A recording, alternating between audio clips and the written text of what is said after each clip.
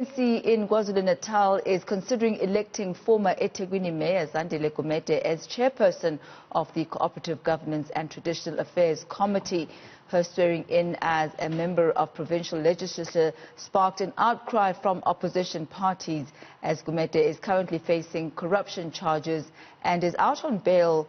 For an analysis on this, I'm joined by Professor Ivo Sarakinski from the Wits School of Governance. Good to have you with us this afternoon, Prof.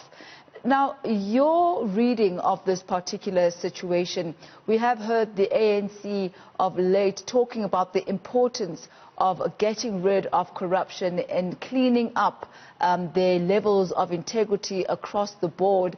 And now we see the appointment and the swearing in of Zandile Gumede as a member of the provincial legislature, and her now even possibly becoming the chair for the cocktail committee. What do you make of this? Is the ANC aligned? Are they doing what they say they intend to do?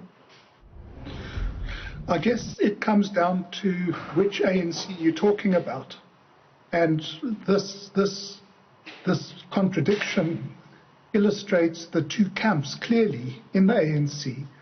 The people who are trying to clean up, who are trying to play by the rules, and the other camp that are organizing around a radical economic transformation agenda, who turn a blind eye, if not encourage malfeasance and corruption. And in KZN, this appointment and this move to the legislature and maybe even the executive is a sign of the power balance of the two camps in KZN and even maybe Luthuli House. And how does this division bode for the voter? It doesn't send out the right signal. Public confidence in elections and electoral representatives is on a downward curve, and we're seeing that in terms of declining turnout at elections. And this kind of event reinforces the cynicism that the electorate has in terms of candidates being put into public office who should possibly be taking time out to clear their names through the courts before they take office. And this just undermines further public trust in these organizations and institutions. And that's a really serious problem. The African National Congress really found itself in a very tough situation before the last elections, and President Cyril Ramaphosa seemed to be the knight in shining armor that various South Africans could rally around, irrespective of what their political inclination was at that particular time. But how has this appointment, and how have appointments and actions such as this reflected upon the president and his presidency? It's weakened him. There's no doubt about that. When the COVID-19 PPE scandals broke, he said, as a country, we must fight corruption. And people were saying, no, Mr. President, you must fight corruption, and you must fight corruption in your party.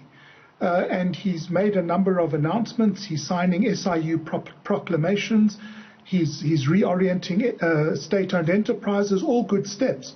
But this kind of action just undermines his power and his ability in the mind of the citizenry to actually do all the things that he's promising. And it might be a calculated move to exactly undermine him as the ANC electoral conference comes closer in 2022. Oh, bless you. Now, Dr. Ivo, are you okay to go on? Yes, of course. Okay, great. I also wanted to ask you, we've been seeing on Twitter over the past few months, hashtags like ANC must fall and other more derogatory comments labeled at the African National Congress. And we've also seen some top leaders within the party saying never before has there been so much animosity towards the country. Could one use that as a litmus test as to where the psyche of South Africans is? I don't think we should take Twitter and social media too seriously as indicators of public sentiment. I think that Twitter, social media amplifies and exaggerates opinions.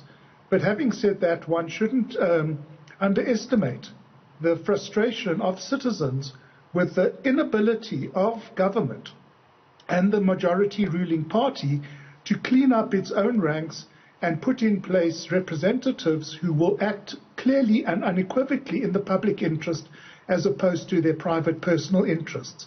And the forthcoming municipal elections next year, I think that will give us a much better sense of public discontent. And in 2019, a 7% drop in turnout.